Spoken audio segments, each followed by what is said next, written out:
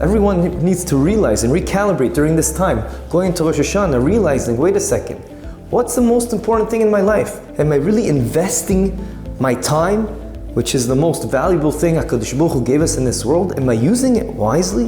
Wherever you get your podcasts from, or our own website, prismoftorah.com. This is the Prism of Torah with Rabbi Saf Aaron Prisman. This week, Parshas Nitzavim. Don't fall asleep at the wheel. In this parsha, we know it says, Atem Nitzavim Hayom Kulchem Lifnei Hashem. You're all standing today, all of you before HaKadosh Baruch Hu, etc., etc. It says, Hayom, today you're standing in front of Hashem. So Rashi has several interpretations. One of them acknowledges the fact that in last week's parsha, they just went through all the curses that are out there, which we spoke about last week. So they were a bit, on the downside, a bit worried. So HaKadosh Baruch Hu wanted to uplift them and said to them, based on Rashi's interpretation, Hayoim, you should know, the only reason really you're existing today is thanks to those curses, and it's thanks to those punishments. And they are an important ingredient to make sure you are continuing to always be aware of where you're heading to. That the whole point of life in this world is to get closer to Hashem, to be over Hashem, to work on our midos, to do chesed, mitzvahs, Torah, etc.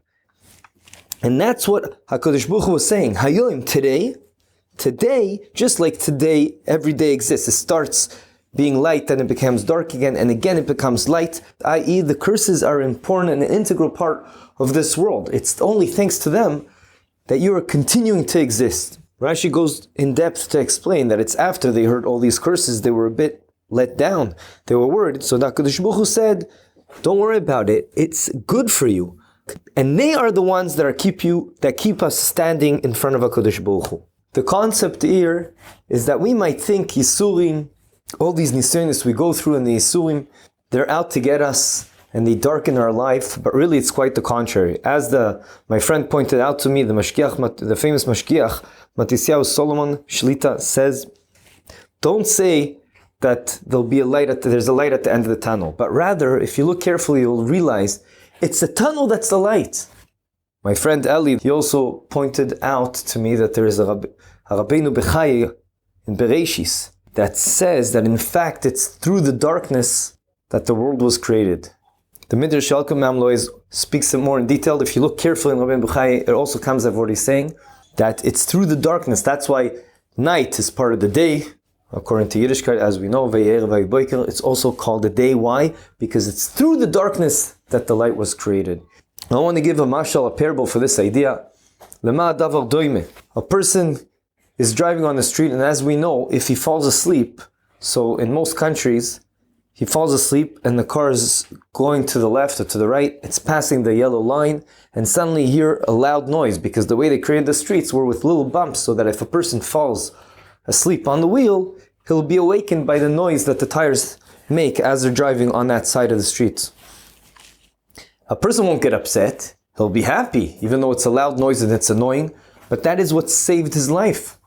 So too, these klalos, these punishments, the isurim a person goes through, aside from the fact Yisurim we know are themselves memarek the punishment, and it's a kapara, and it's atoning the sin, but it's much more than that. The fact that we know there's Yisurim out there, that helps us realize what life is all about. As we know, the Gemara in Bachos says, a person has to lepashpesh b'ma'asav when you realize he's going through difficult times, and there's a reason they're there. HaKadosh Baruch Hu doesn't want him to go through difficult times, but he wants him to chap and realize what life is all about and fix himself so that he'll be zoichet to get olam haba in the best way possible for him.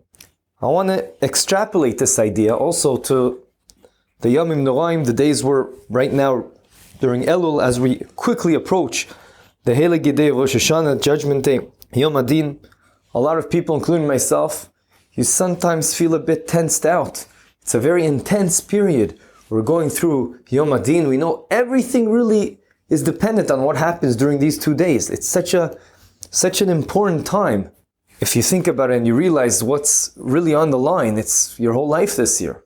What's going to happen? But instead of having that perspective, we should look at Rosh Hashanah. This is another opportunity that HaKadosh Baruch Hu gives us to waken us up. It's a time to recalibrate and realize, are we living life the way we need to? Are we living life based on the way we should? What life is all about? Ensuring that our main focus in life is not the means, and realize what the means are means and the end is the end, and ensuring that all we really care about is being good people, metaken our midos, being nice to one another, learning Torah, doing mitzvahs, doing chesed, bringing up a family in the way of Hashem, not letting the gashmias, the physical world around us, especially in our generation, impact and influence us. That's what life is all about. And HaKadosh Baruch Hu gave us this gift of Rosh Hashanah, Yom Adin, to ensure it will force us to recalibrate. That's the same idea. Aten Nitzavim Hayoim. It's thanks to the curses, it's thanks to the Isurim, it's thanks to Yom Adin Hashem's creating for us that it ensures and keeps us intact, keeps us focused on what life is all about. The Rambam says, Hilchos Tshuva, Perek Beis Halacha Vav. He brings from the Gemara in Rosh Hashanah, Daf Yud Ches Amud Aleph, that even though it's a good time to waken up and do tshuva at any point during the year, Afal Pi Shalis Oirev Lasot Tshuva is always good. Tamid Toiv, Aval Ba'aser Simei Tshuva, these days, the Aser Simei Tshuva, starting from Rosh Hashanah and ending on Yom Kippur, all inclusive, is especially a good time to do so. Why? Because it's this idea, HaKadosh Baruch Hu is coming close to us. He's waking us up. As it says, and on that it says, this pasuk, Dirshu Hashem bi'matzoi, come, HaKadosh Baruch Hu is now close to us. Now's the time to reconnect, to recalibrate, and realize what life is all about. Kera'uhu b'yisakov, call out to Hashem when it's close to you. I remember when I used to work many years ago, so they put me in this time management course that managers went to. It was very interesting because one of the things that the person in charge over there, he gave us all to do an exercise. He said, take a piece of paper, and he told us, write the 5 most important things in your life. So not everyone was Shomer Torah mitzvahs. Everyone wrote, you can imagine, family, health, career was the top 3 usually. In any case, at the end, he said, okay, right next to that, what percentage of your time during the average day you spend on each one of them? People came out of that course, on that day at least, depressed. They realized, what are we doing?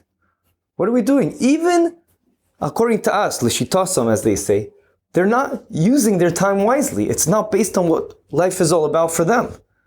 I'm just taking this for us. Everyone needs to realize and recalibrate during this time, going into Rosh Hashanah, realizing, wait a second, what's the most important thing in my life? Am I really investing my time, which is the most valuable thing HaKadosh Baruch Hu gave us in this world? Am I using it wisely? This is a time to do this exercise before we go into Yom Adin. Why is that true? So I want to tell you why. What's the huge benefit you're going to get?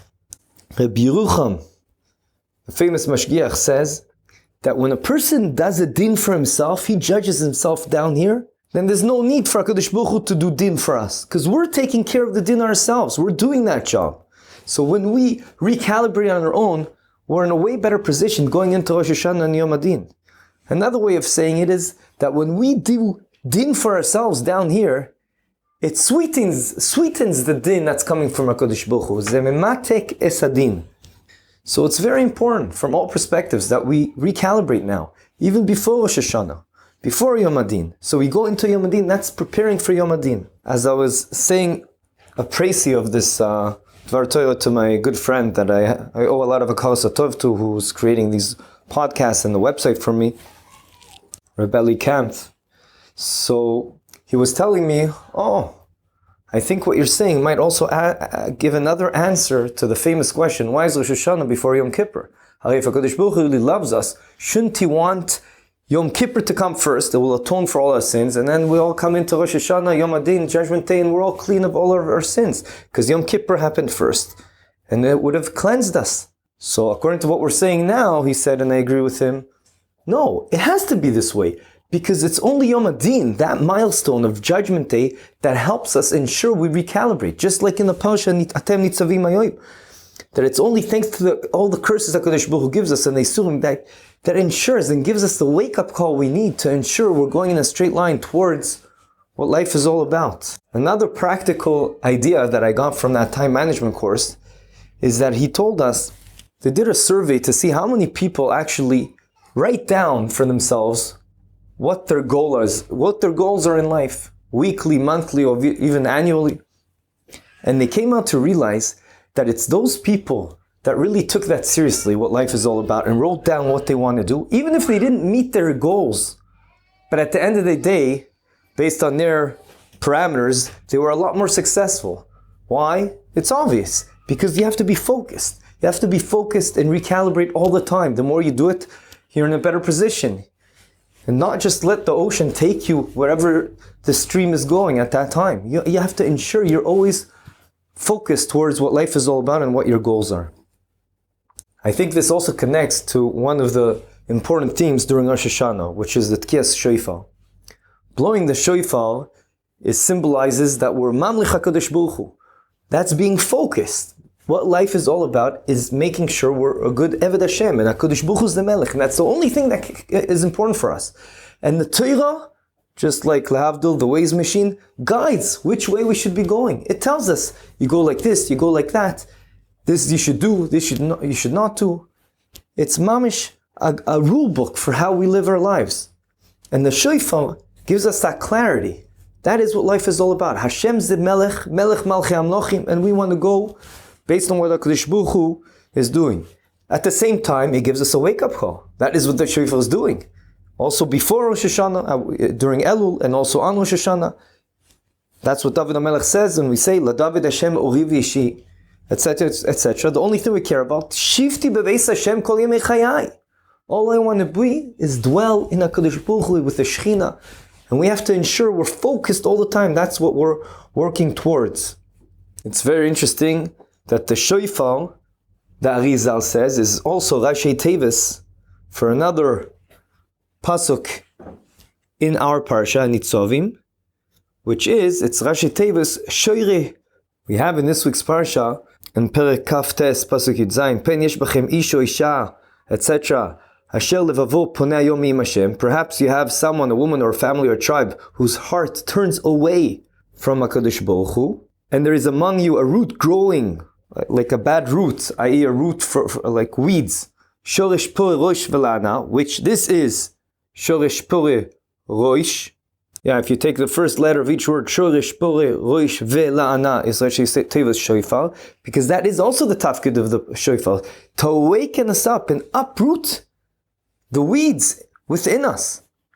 To uproot this idea of just going with the flow and just enjoying life from its physical perspective, which is exactly the opposite, as we said last week, what the Mesilas Yesharim says. That HaKadosh Baruch Hu created this world for us to ensure we're misaneg with the Shechina, that we have this spiritual enjoyment of HaKadosh Baruch Hu by doing Torah and mitzvahs and being focused of what life is all about, which of course the practical advice to do so, as the Mesilas Yesharim himself says, this sefer I wrote, I'm not telling any chidushim. Every person on the street will say he knows it. But just like every person knows these ideas, and they'll say, of course it's true, but so too he doesn't invest time in ensuring he lives a life as such. And he explains why that happens. But the practical advice is to continue and learning that type of musar every day. And that will give us the Yiras Hashem that we need to ensure we're always focused. By that, we'll bypass the Isurim, because HaKadosh Baruch Hu won't have to give us the Klalus and the Isurim. Because we're ensuring we ourselves give us that wake-up call, the recalibration idea of ensuring we're going in the ways of Hashem at all times. I'd just like to end with a story I said probably 3 years ago, many years ago, true story, in Iraq, when the situation was not so good. Many Jews were being killed. I don't remember the names because I don't have the book with the story in front of me, but in very short, there was a person over there that he dealt with carpets, I think, and one day the wife comes to the house and they just shot her husband dead. Moshe was just shot at gunpoint, and she realized, whoa, just like other families did, I have to find a way of getting out of here. So she spoke to someone who spoke to someone, and she went to a local person that lives over there in Iraq, and she said, I need to get out of here. Please help me. He said, I will only be able to help you if you do exactly as I say. Bring me the money right now, a certain amount of money, and then meet me at the corner of so-and-so, just take a small bag so no one will realize you're leaving for good. You have to leave all your belongings behind, take your kids, and you have to do as I said. And so it was. She took her 3 kids and she met him in the corner. She looked at the house one last time, this big, very big, luxurious house. And as she started going, she's walking with him. And then he waits for her in the corner. He gives her some donkeys that her and the kids can go on. The journey was very difficult. She sighs all the time. He started getting aggravated. He said, if you make these noises, they're going to get us. You have to be quiet. And she keeps doing it, and the little kids are crying, and one lost his shoe, and they're going through the river and the mud, and then the donkey couldn't continue, and she was already screaming that she can't take this anymore. And at one point, he had to be very rough with her, and he took a gun, put it to her head, and he said, listen, that's it, I'm not going to tell you again. One more time you say anything, I'm going to have to kill you. I can't continue risking all of our lives over here. And so they continue, and it's very difficult for her. She gets to a point, of course there's a lot more to the story, but we're just going to cut it short. She gets to a point where there's a big bridge that crosses from one mountain to the other, and it's not so stable. Every second she thinks she's going to fall, and she's screaming, and he's getting really upset at her again, puts a gun to her head, same idea. The babies are crying, and finally they get to the other side, and they see all the Yiddims over there that also did a similar thing in there. The person that helped him out, he looks at her and he says, I'm really sorry, I'm also a Yid, but I had to be rough with you because that's the only way there was a chance we would make it here. He gives the kids a hug, he turns around and goes back and says, I have to go help some other Yiddims to get over here. The story is understood. You see that what she thought was the worst thing that she was going through is Gufa, that is the thing that saved her. And he realized that also. And that's why I'm connecting this story to the idea we're speaking about. Because a lot of times, the Yisurim that we have, that is exactly what is saving us. Yiratzon will be zoiche to recalibrate ourselves and get to Rosh Hashanah this year properly prepared. Have a good Shabbos, good Yom Tov, and Ksiva v'chasima tova. Thank you for joining us. This is the Prism of Torah. Visit our website, prismoftorah.com, where you'll find a full archive of hundreds of past Divrei Torah. Subscribe to the podcast, leave us a review, and don't forget to share with your friends and family. Sponsorship opportunities are available for all of our episodes. Thank you, Yona Vefa, for your recording equipment. Produced by Eli Podcast Productions.